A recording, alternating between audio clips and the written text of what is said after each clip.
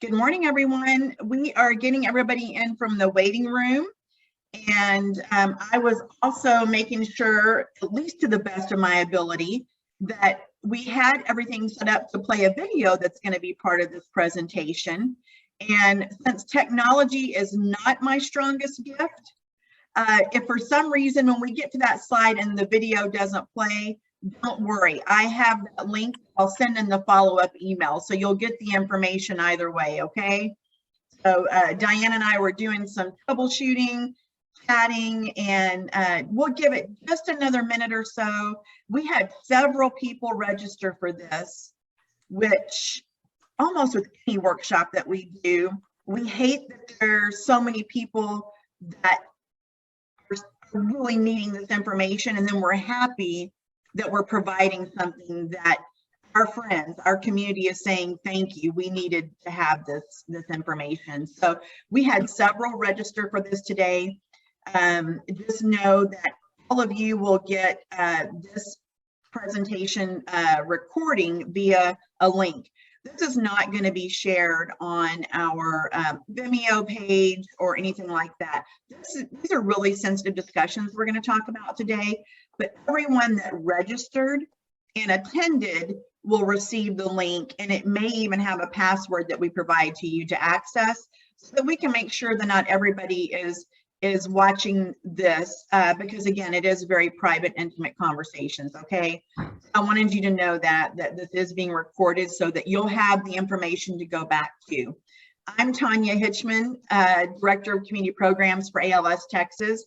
I recognize, I think, just about every name and face on here, and it's great to see y'all. And if I don't know you, if I haven't met you, I'm glad that I'm able to meet you virtually, and that we're able to connect even for some really tough conversations like this. This is a safe place to have those. So welcome. I'm going to keep checking our waiting room to make sure that anybody that wants to join is able to do so. And I just, again, want to thank you for taking time out today. This is, let me share the screen too, so you can at least have the PowerPoint. I like to look at y'all's faces. Once I get the screen up, it makes it a little bit more difficult to see all of your faces for me. So, and I like to scroll and interact. Y'all that know me know that I like to talk, connect, and engage.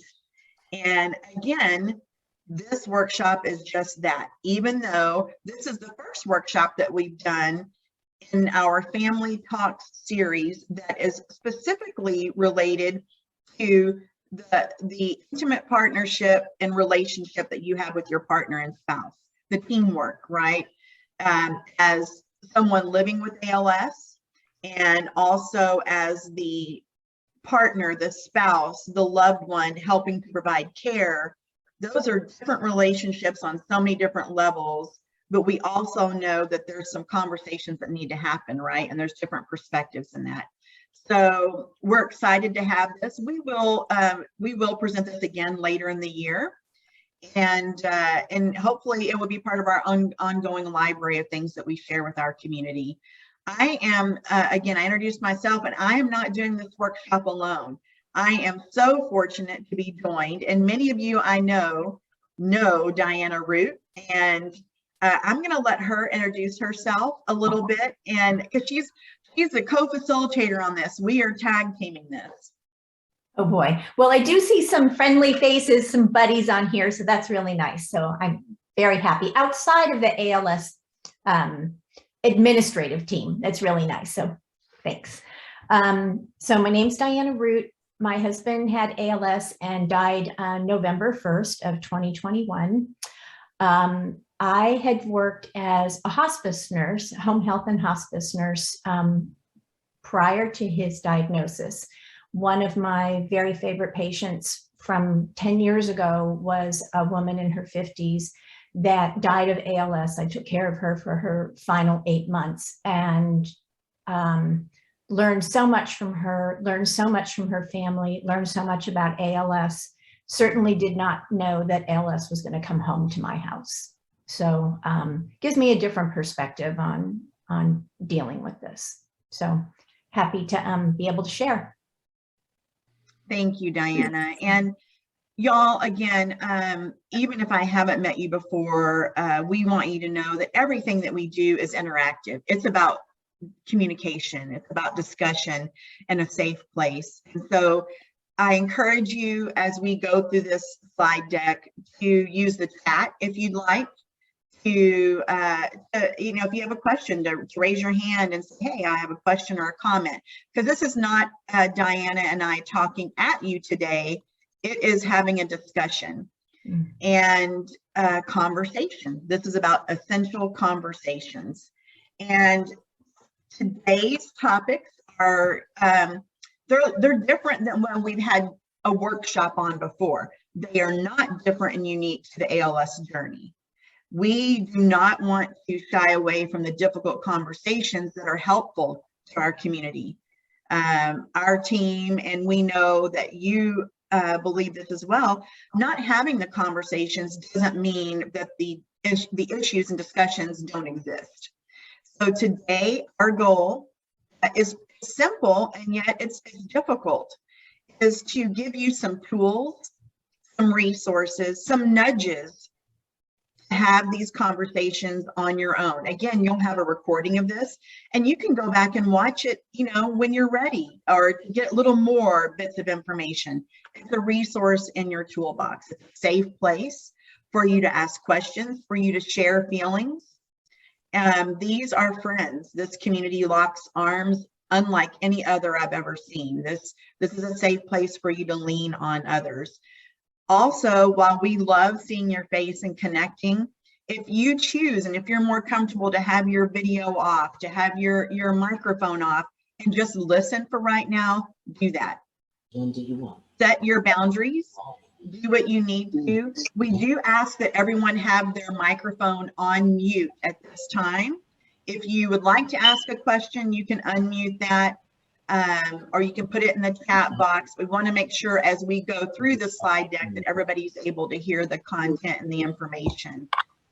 And yet, if you want to leave your video off, feel free to do that so that you're protecting your space.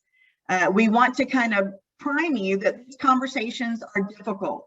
I'm just going to say this before we get started. We're going to talk about really three main areas today, and there's a lot within that, but how do you, as someone living with ALS, want to live?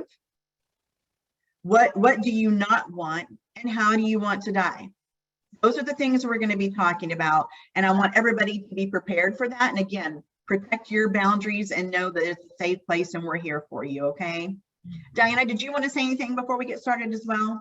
I was going to agree. It's really sensitive, and you know, we don't mean to be too direct or too blunt or too raw, but I think there needs to be a place that you can ask these questions and get honest answers. So I think it's really important. All right, thank you for that. So as we get started, it's about each of us as individuals, right? And so I put this first slide up here because it's really about each of us, each of you living in the moment. And that stands for enjoying the laughter. It's about perspective, finding the joy and the laughter when you can. And we've talked about that, and we'll talk about that on so many of our workshops. There's many days you can choose to laugh or cry, and you do both, but you can choose that option. Enjoying the laughter where you can.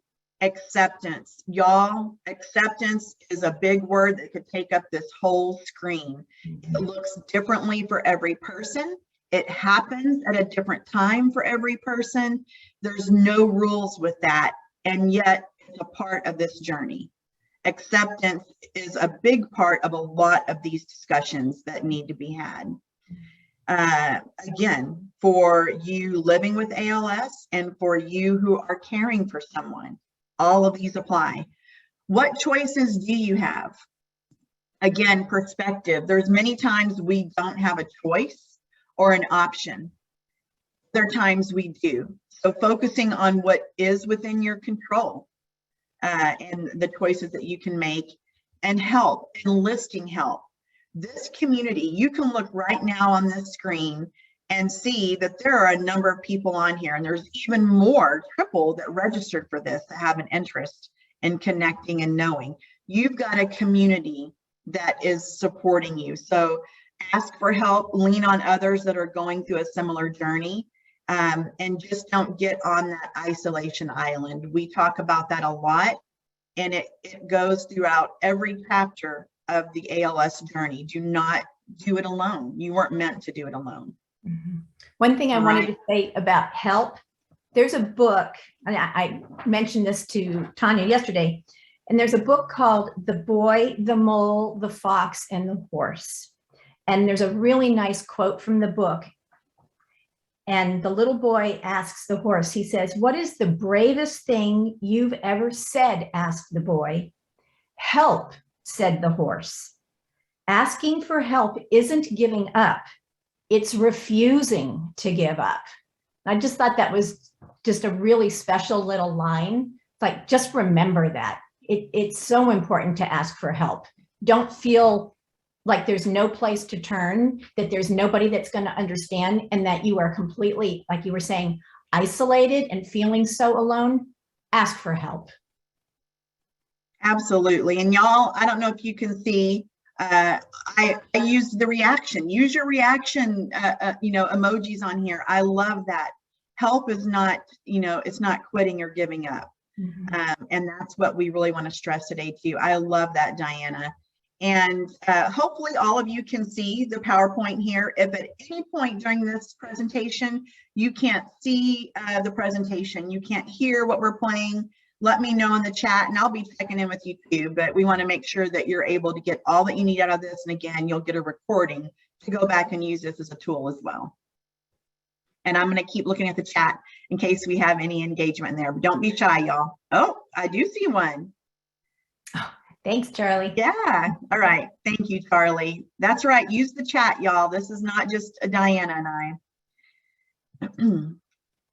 So this chalkboard here, it kind of cut off a little bit on the large screen here, but I think you can still get the idea. If you look at this chalkboard sketch, it says your plan, and it's a pretty straight shot to the finish line, right? No bumps, no turns, no hurdles. It's a straight line, smooth sailing. That doesn't happen. It doesn't happen in anything that we do. Almost always, essential conversations are difficult. And we have an idea in our head of how things are going to go. But the reality is what? Hills, showers, thunderstorms, dips, curves, and that's what's normal. So Sally said, yes, thank you. Thank you for the quote. Keeping this in mind, that as you travel through this, there's no right or wrong. What we're giving you today are tools to use in whatever way works best for you. It's going to be a bumpy, curvy, and up and down journey, and that's what's normal. Okay, so don't think that because it's difficult that you're not doing it right. Okay, they're tough to have. All right. And Diana, feel free to chime in at any time on this. All right. Say on that reality piece, the other thing is just realize your baseline is going to continue to shift down. You don't know if it's going to drift slowly, if it's going to be a really fast, steady decline, but the baseline continues to shift downward, and you need to be prepared for that. We know that things don't get better with ALS. We try to do our best to manage and minimize the discomfort and the fears and the discomfort, but the trajectory is always downward, and it's just the reality. Yeah, thank you, Diana. And that, I think that goes along with, we say this all the time, even though we all hate it, new normals. New normals can happen overnight. They can take days or weeks, but we know that there are new normals along the ALS journey. And I think it's, oh, go ahead. I was going to say, and we can't power through ALS. This isn't something that, pull up your bootstraps and let's get going. There's an element of that, but you can't power yourself through ALS. You need a team to help you with this. Absolutely. And that's what, again, this community. I think the last note on this, on the difficulty in having these essential conversations, is to remember that your irritability that's going to be there, again, for everybody, is at the disease, it's at ALS, it's not at each other. And that's so much easier to think about when you're not in the moment, but being mindful of that. My anger, my irritability, the feelings that I have are not at you, it's at this disease. And Diana, would you agree? Absolutely. There would be times when both Dutch and I would get really frustrated with each other, but the common enemy was the disease, not each other. Yeah, exactly. So some of the, let me check the chat here. Yes, thank you, Deborah. Yeah, and that's important to remember. Again, there's some things that are going to be really important foundations. Some of the conversations that need to happen and that are going to happen, and the support that you need is emotional. So we're talking about a couple of different things today. Some of the support that each of you need is emotional. The fears and feelings that surface are better aired than ignored. I can assure you that ignoring them and stuffing them down does not do any good. In fact, it does harm. So we want to give you tools to air those in a safe place, in a healthy way, with respect. We're going to talk about that too, how you can respect each other's perspectives, and remembering that as a caregiver, as a family member, as a loved one, providing care for the person that you love, your responsibility is not to tell them how to travel this journey, it's to support them in this journey, right? And so those are two different perspectives, and that's why these conversations are so important. So some of the support that each of you need is emotional, and some of the support that each of you need is very practical. It's just factual. It's almost, it is clinical. There's no feelings to it. It's like, we need to talk about this, and there's no feelings attached. Right. And we know with ALS that death is certain. The timing isn't. And that's true for all of us. It's inevitable. We just know that it's most likely going to play out a lot faster with the person that has ALS. But, it's the eventuality. Yeah. And avoid shutting down. And as Diana just mentioned, this presentation, this discussion today is obviously geared towards our ALS Texas community. And yet, as Diana mentioned, we all know that at some point, all of us are going to die. And even for those who are providing care for a loved one, there's no assurance that you will not pass before your loved one. So these conversations are for everybody. They're for me, they're for you. All of our families need to have these discussions, all right?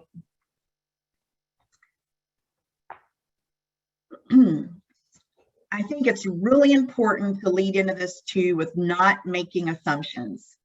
I have an illustration on here that happens to be from the book, The Four Agreements. That's by Don Miguel Ruiz. He's the author. And making assumptions leads to more suffering. It just does. We can't pretend to assume that we know what somebody else is thinking. Even in the simplest of things, we can overthink, we can misinterpret. You don't want to do it on something as serious as these conversations, as these decisions. It's always better to ask questions than to make an assumption, because assumptions set us up for suffering again. Well, and it can be something as simple as opening the blinds. Maybe the person that's laying in bed doesn't want the blinds or the shades open today, or maybe they don't. Sometimes Dutch would get angry because in the morning I would open the blinds because I wanted to let sunlight into the room. Well, there were times when he really didn't want the sunlight coming in, but I was assuming, well, he always liked the blinds to be open early in the morning. So even something as simple as that, or covering him up with a blanket when he really didn't want the blanket, but he could no longer move it himself. So it's even something small like those kind of assumptions, the little small daily things, not even looking at, okay, what do we want to do and how are we going to plan for when you're not here? or when you can't tell me the answers to the really big questions. So assuming is really tricky. It's a slippery slope, and it can be something minute. Like I said, even moving the blanket the wrong way or turning the blinds the wrong way, as opposed to, okay, how are we going to settle this when you're no longer here? What do you want me to do? What do you want the kids to do? What kinds of things do you want done when you can't tell me that you are in pain, or that you're ready? You are ready. You are ready to let this go, and you're ready to end your life here. You're prepared to go to God. You're prepared to go to heaven. You're prepared to go into the universe, whatever that looks like for you, but don't assume. Exactly. So respect, that's the first thing hopefully you saw at the top of the screen. Respecting each other's boundaries, respecting each other's wishes, the need to have conversations, and looking for opportunities to approach these very sensitive topics gently, and how you can not have to force them at times, and look for those natural kind of lead-ins. For those living with ALS, and these are just tips. So for those living with ALS, maybe it's a sermon or a song that you heard or a book that you read, or a friend, someone in your family is going through an illness and that unfolded in death. It gives you an opportunity to bring that up, because maybe your wife, your husband, your partner is not ready to talk about it, but you can say, you know what, I really liked what they said at Bill's service. Mm-hmm. I really liked that song that they played. It's an easy way to ease into the conversation and to begin that. And it also signals to your loved ones that, you know what, we can talk about this right now. I'm okay with it. Mm-hmm. You're not, forcing me. You're not talking about something that I'm not ready to talk about. And it's a signal that you're ready to talk about that. Diana, any thoughts on that? Yeah, it's that spontaneous time. It's letting yourself be open to that, because if you want to plan that discussion, and that may need to occur as well, but sometimes it's those little moments of opportunity, like you said, that song, I'd like that song at my memorial service, or I've always loved that song, or the flip side, I don't like something in particular. It's like, I don't like what somebody said about somebody else, or I didn't like the way that service went. It's like, that's important too. Not only the things you do want, but the things that you really don't want. Yes. So, and again, this is for everybody. This is not specific to ALS, although some of the things that we're going to talk about in approaches to care are very specific. Mm-hmm. But, a month ago, I was at church, and my husband and I have these conversations pretty often about our wishes. But we were at church, and I leaned over and I said, this is that song I really want Dusty to sing at my memorial. Mm-hmm. And we just have that. I'm like, I love this song. Mm-hmm. So there's just ways that you can have those conversations. For partners and spouses, talking about death is difficult for all of us.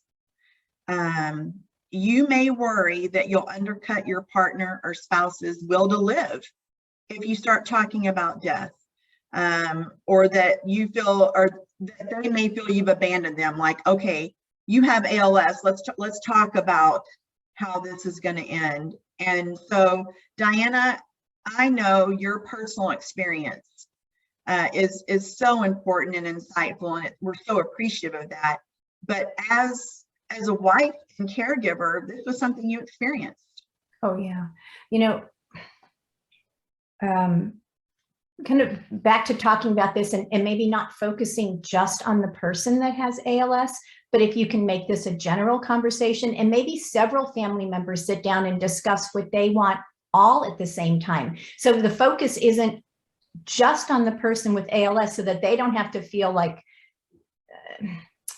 the arrow is pointing at me. Let's all talk about what we would like, because like you said, there are no guarantees that you know, the person with ALS could outlive their primary caregiver. I would have that conversation with Dutch regularly. I could get killed going to the grocery store. Do the kids know where the policies are so that they can take care of their dad if I can't? So, you know, let's have a open up the discussion and include more people, and it may feel a little more comfortable to have that discussion. Everybody kind of talk about, well, what would you want? Well, if you knew that you were, you know, going to be exiting this world next week, what would you like? It just makes it a little bit easier and less the center of attention, perhaps. Yeah, that's so helpful. And sometimes it helps, like Diana said, to ask very specific questions. Again, not assuming. And that depends upon your family's dynamic, your family's approach to these conversations. Some families are, you know, huggers and they are affectionate and they have conversations. Others, it's very difficult. Their families just don't hug and have those sensitive conversations. So depending upon your loved one's comfort level, your family dynamics, and the receptiveness, there's some very specific questions that you can ask to get into those conversations. What are you thinking about? I don't want to assume. What would be a good death? And what are you most afraid of? We have to talk about fear too, right? We can't avoid talking about fear. Right. So again, and Diana, you shared a quote that I'm going to share right now too, and I'd love for you to add if you'd like. But a good death is more about the journey and not the destination. Right. You know, we spend, if you think back to maybe when our children were born, we spend a lot of time making a birth plan, and that's a real kind of millennial thing right now, is everybody's got a birth plan. Well, we might go to Lamaze classes or birth classes, or, you know, we were prepared for when the baby was coming. Well, we can also do that for the end of our life. Why can't we talk about how we want things to be if we have the opportunity to have a little bit of control over this? ALS takes so much away from all of us. It takes so much control away from us. But this is something we still can control. So why not do that? And it also, we wanted to do this as a gift for our family. We didn't want to burden them even more with these kinds of decisions. They're not mind readers. We didn't want them to guess.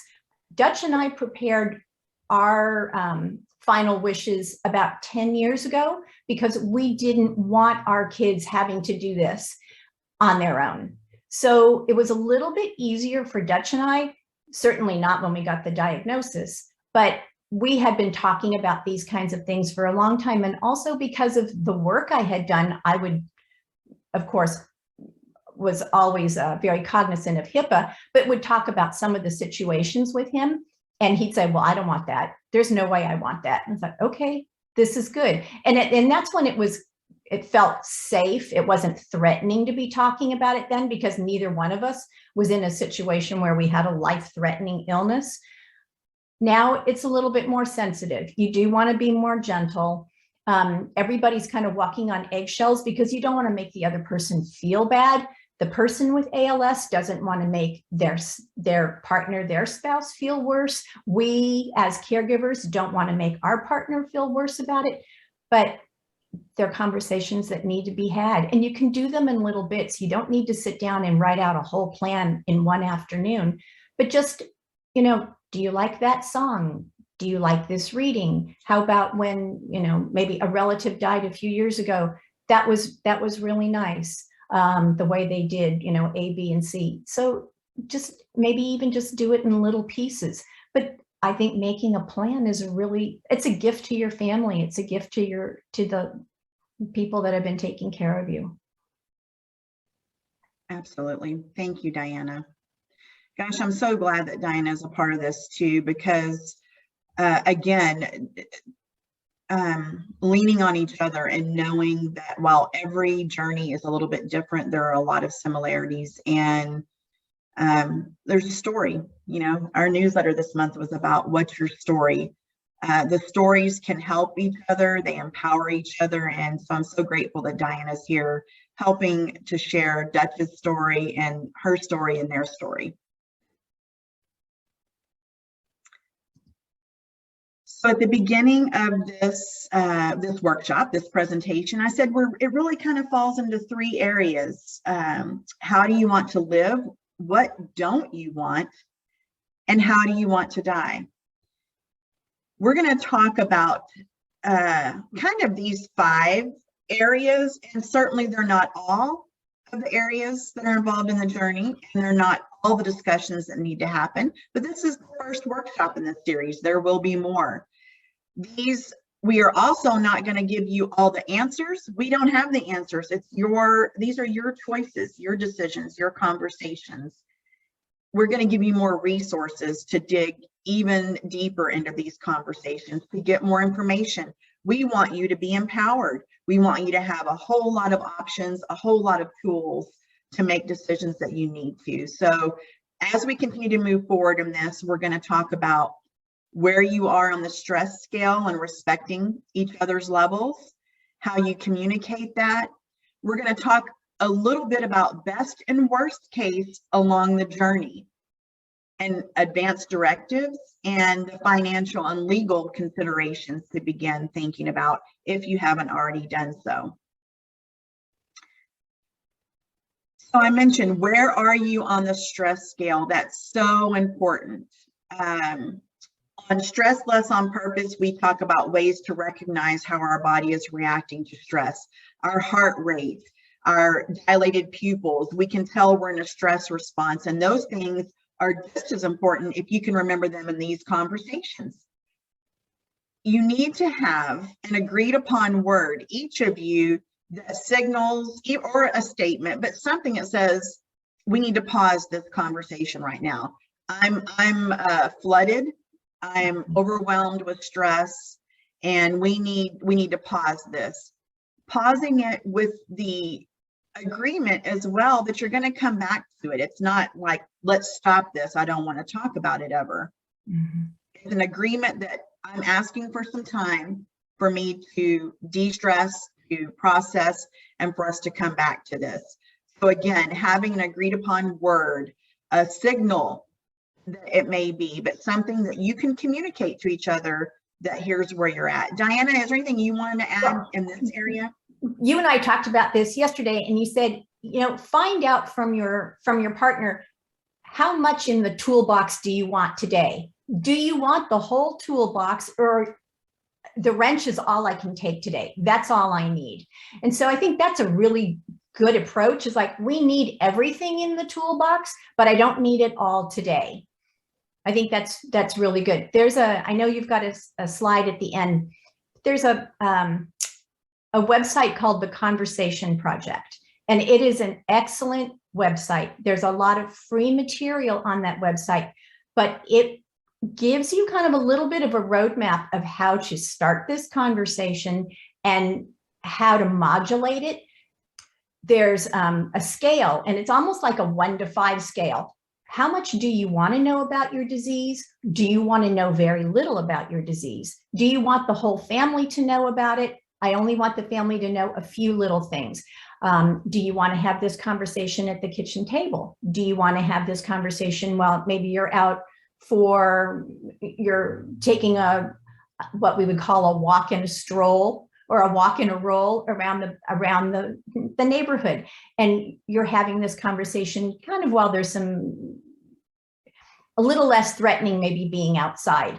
But just having those parameters in place could make this a whole lot easier. It could help to bring your stress level down. And again, if your code word is I got the wrench today, that's all that I can handle, then that's great. Then tomorrow, let's work on the screwdriver. So I think that's really good. Exactly. And all of these conversations, when we talk about how do you want to live, we're talking about quality of life as defined by you. Mm-hmm. Quality of life defined by me may very well be completely different as quality of life defined by you. Right. And again, you don't want to assume, but that's really kind of, again, another level of foundation of these conversations is what does quality of life look like for you? That's what I want to respect. Right. Well, and there's some people, as we know, we've heard these stories with people with ALS. There are people that are reach some point of resolution or are at some level of acceptance, and they feel okay being trached and having 24/7 care. Then there are others that feel they're under no circumstances do I want to be trached. I don't want, I can't live with 24/7 care. That's everybody's individual choice. Neither one is right or wrong. You get the right to make that decision for yourself. As a partner, I think we need to stand by and allow the person with ALS to make that decision, and then you advocate and you honor that decision. Whether or not it's what you would do for yourself, at this point, it's irrelevant. The person with ALS is the focus. This is where we want the direction to come from. Allow them to have that bit of control, and then you're there to be supportive. Diana, that what you just said is so important, and I'm so glad that you stressed that is advocating for what your loved one wants. It's not, trying to say, here's what you need to do, pardon me, but it's advocating for their wishes, and that's so important. Mm-hmm. So best and worst case, y'all, in this area, we're gonna hit some kind of high level situations that may arise. As Diana mentioned, there's a slide at the end of this, and that you'll get in the email follow-up, so you can go back and refer to the link that we are sharing today as resources. Understand more about alternative communication and what's available in low tech or high tech.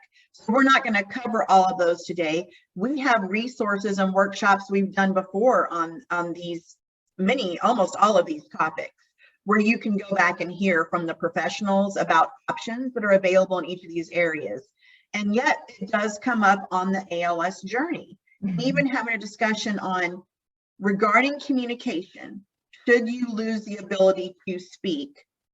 Low tech, high tech, what are your preferences so that we can be proactive now? Mm-hmm. And so that's a conversation to have, even at the very beginning. Would you agree, Diana? Absolutely. And especially if you're looking at something like eye gaze, any of the high technology devices, you really need to start early. Even if you haven't lost your voice and maybe you don't have a lot of symptoms showing that that's going to be one of your issues, it takes a lot of energy to learn how to use those devices.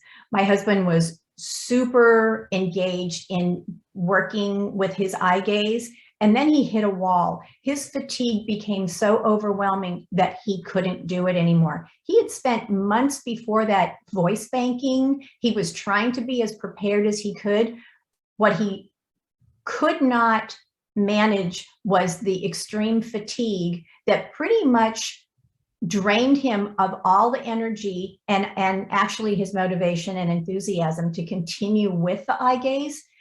And he went to low tech maneuvers or the low tech version of like a word board where he was pointing, or I would have cards, because he was just too tired to use the eye gaze.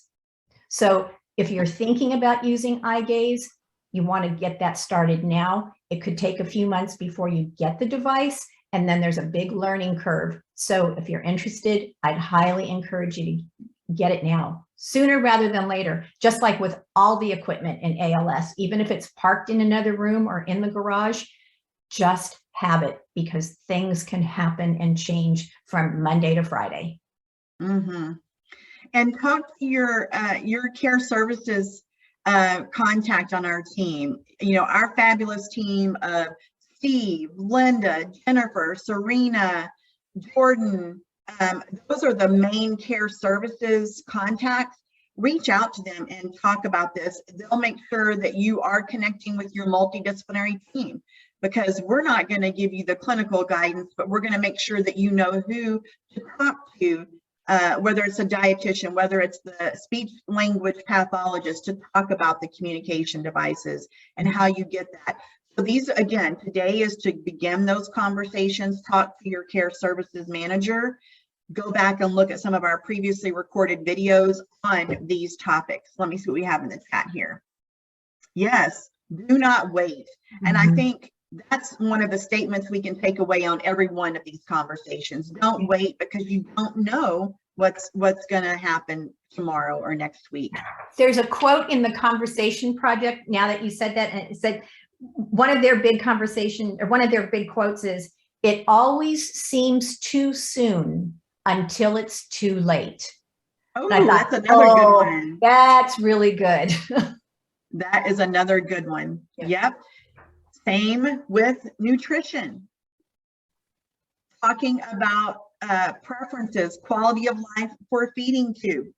What is a feeding tube? How does it work? We have workshops. You talk to your dietitian, to your SLP, of course, to your neurologist about these things, and ask them. And do you want one? Do you even want one? Yeah. For some people at the very beginning of ALS, they say, I do not want a feeding tube. And so again, that is a choice that you have control over. Respiratory. There is invasive and non-invasive respiratory. Again, talking to your respiratory therapist at clinic, to the neurologist, getting professional insight, medical insight, and knowing what options are available to you. Again, these are very specific decisions. There are invasive and non-invasive, invasive being a trach, and then there's non-invasive respiratory assistance. Diana, do you want to add anything in this area? On the invasive, in my opinion, you really need to, and I call it an exit strategy, you really need to know what your parameters are. If you're going to choose to be trached, there are some really good videos, and I think you have a slide on that also, and it's through the ALS Association, and I think it's a 3-part video.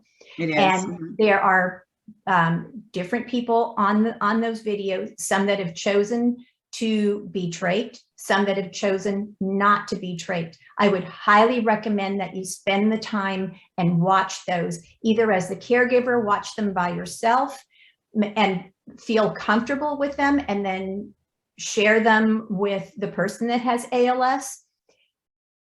I think it can really help you determine and wrap your head around what these decisions mean. These are really, really big decisions. I think it's the biggest decision, is whether or not to be trached.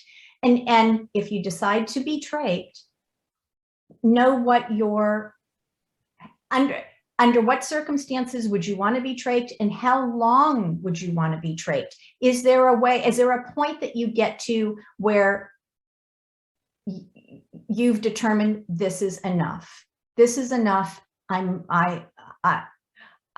lived as long as I want to live. I've managed this the best that I can, and it's time to move on.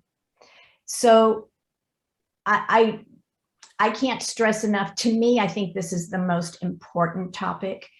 Feeding tubes seems scary, but I think it's easily managed now if the timing is right. Again, that's a conversation with your neurologist, with your discussing your respiratory status. There's some different points at when it's a little bit easier to get the feeding tube placed, but the respiratory one, in an afternoon, you could all of a sudden have a choking episode that you did not expect, and then it's a 911 call, it's a trip to the emergency room, and everybody's looking at each other. You've got the diagnosis of ALS. What do you want to do? Again, it's another reason, have these conversations sooner rather than later. You don't want to be making these big decisions in a panic, when you're in crisis, and when emotions are just flooding you, and then you're not looking at the long-term picture. So I can't encourage you enough. Please watch those videos that are produced by the ALS Association, and have that discussion with the person that has ALS and with your family, and be really, really honest to yourselves and to each other about what you want to do. Absolutely. And again, you will get the links to the resources that Diana is mentioning so that you can continue to get more tools in the toolbox to make your decisions. And don't make your loved ones guess. Getting in those high stress, highly emotional situations where decisions have to be made very quickly, it's important to know what your loved one wants, what you want, what you've shared with your loved ones. It can damage family relationships. And so really making sure your family's in agreement and knows what your wishes are. And the approach to care, please send the link. Yes, everybody will get the link. If not this afternoon, tomorrow, once we're able to download the registration report for today, I will follow up with everyone who registered and or attended today with some key handouts from today and all of the links for ongoing resources. Okay, so you will get that. The last little box, if you will, on here, and none of this goes in a box, you just can't put it in a box, but best and worst case is making sure you have discussions to approaches to care. Again, there is more information on our Vimeo page. You can reach out to your care services manager about information that we've got for your family on approaches to care. We want to help in any way that we can. Approaches to care include your loved one getting help in caring for you. So, you know, if you're a wife caring for your husband and you need a break, you need to have conversations with each other about, I'm going to need breaks. Are you okay with someone coming in? This is what we need to have happen. Even in having assistance for you. And then there's also discussions about hospice. Hospice is an approach to care. It's not a place necessarily that you go, it's an approach to care. Later this year, we're going to have a workshop on discussing and questions to ask about hospice. So again, more resources will be coming, but just know that approaches to care need to be part of these essential conversations. This slide here, I'm going to let Diana briefly talk about before we get into the advanced directives and kind of get some of that important information out there for you. Diana, do you want to talk about this slide? Yeah. POST stands for Physician's Orders for Life-Sustaining Treatment. Just to be clear, a POST form is not recognized in the state of Texas.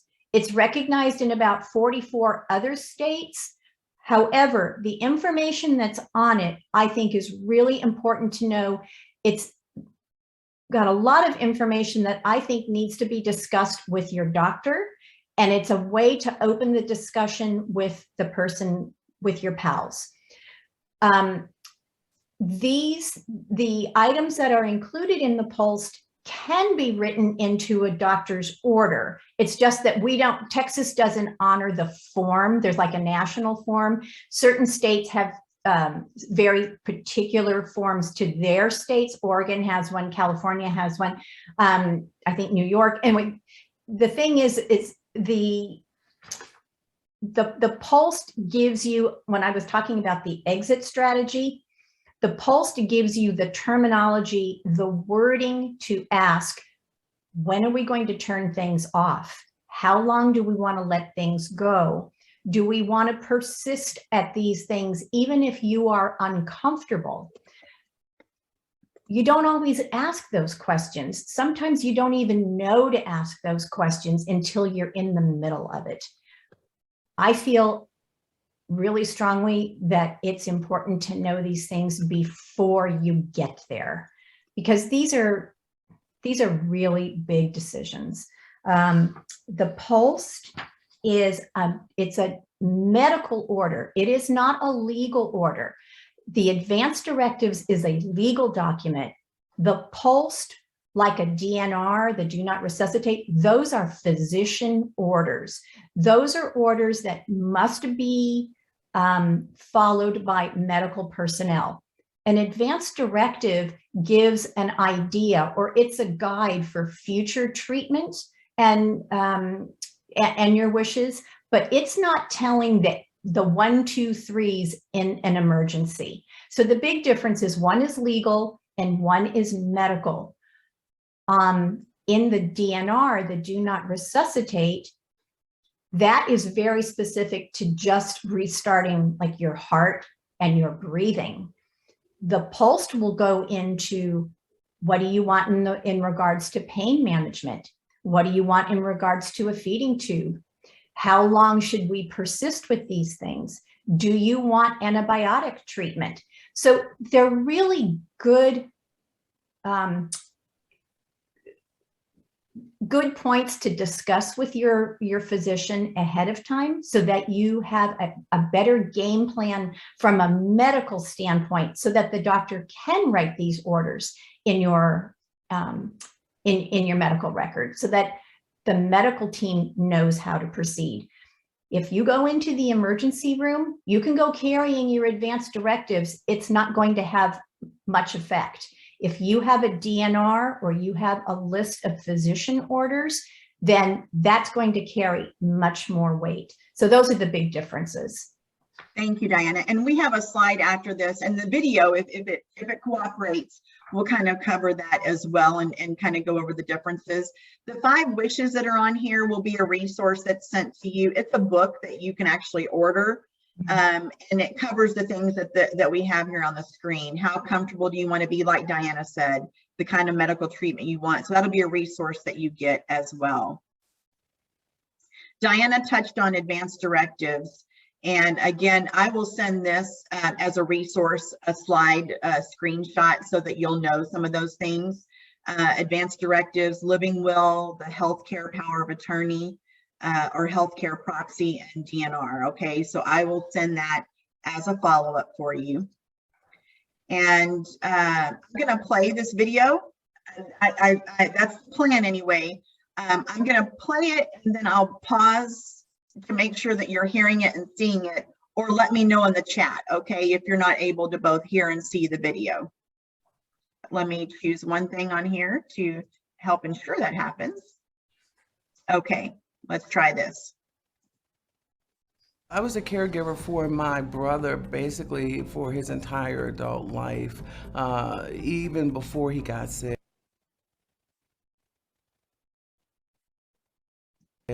My brother could not read and write, so I was his caregiver and I went along with him to his hospital visits, his doctor visits, just to explain to him exactly what was going on and make sure he understood the things he was signing and that sort of thing.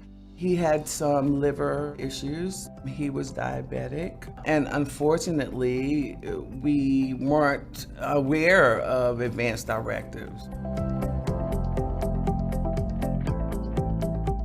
Advance directive is a legal document that shares with everyone what you would like people to know about your wishes. I don't think I realized the task at hand, how important it was until he actually did get sick.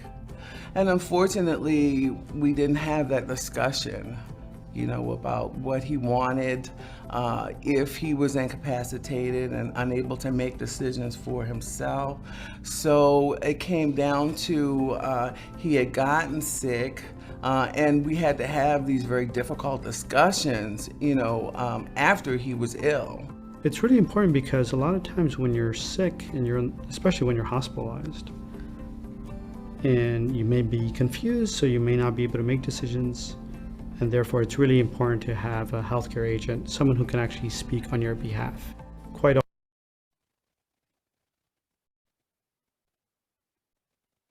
All right, I paused that, but could y'all hear about a minute and a half of that? Were you able to hear that? Mm-hmm. Yes. Okay, good. It is a little over 6 minutes, and I'll include this link in the follow-up for you to watch at home as time allows. But I wanted you to hear that first part to kind of hear a little bit more about advanced directives and the importance of having those, okay? Often in our ICU. Well, there we go. So financial and legal documents, there's a whole bunch to this that's not on this slide, but there's some really key things that I think you need to be aware of that Diana has shared in her recent experience as well.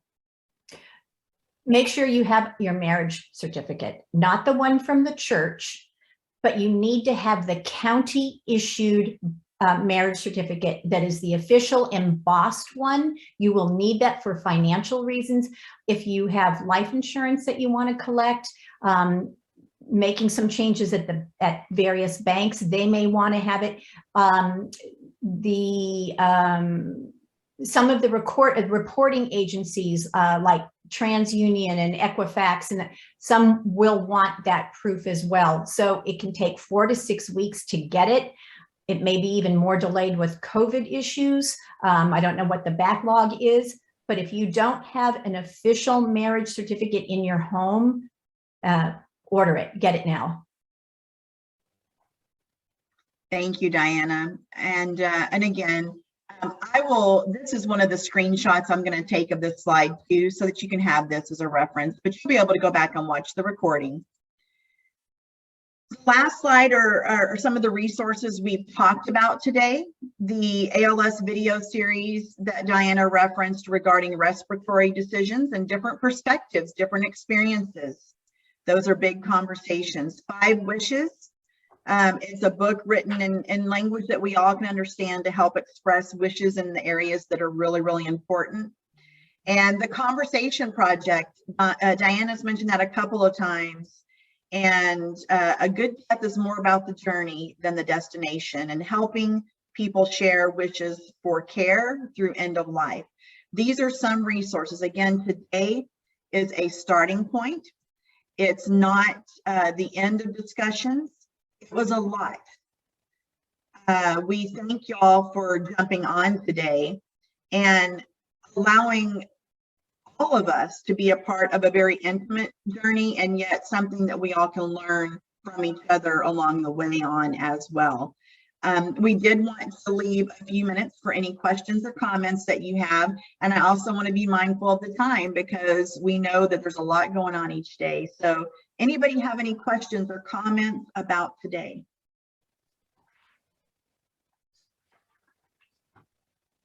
Feel free to unmute yourself or to use the chat box. I want to say thank you for having this. And Diana, I was really excited to know you were going to speak, because I know you've been there, done that. And it's very true. We all need to have these very important, difficult conversations. And we've done some of those. I think there's some more we need to do. So I look forward to receiving this video to go back and listen to and refresh. And I just want to tell you thank you. It means a lot. Thanks, Charlie. Thank you.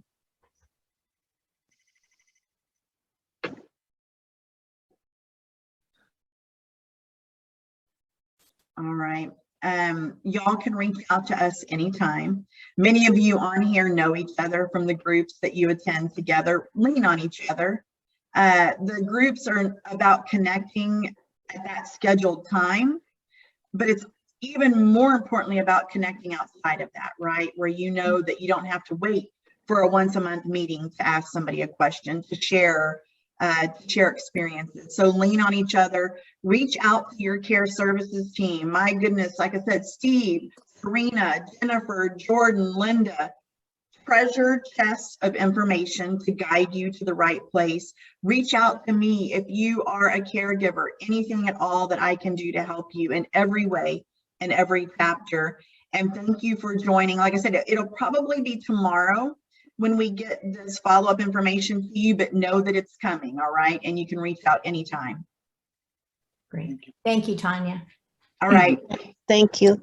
All right. Goodbye, everybody. Bye, Take y'all. care. Have a good day. You too, Charlie.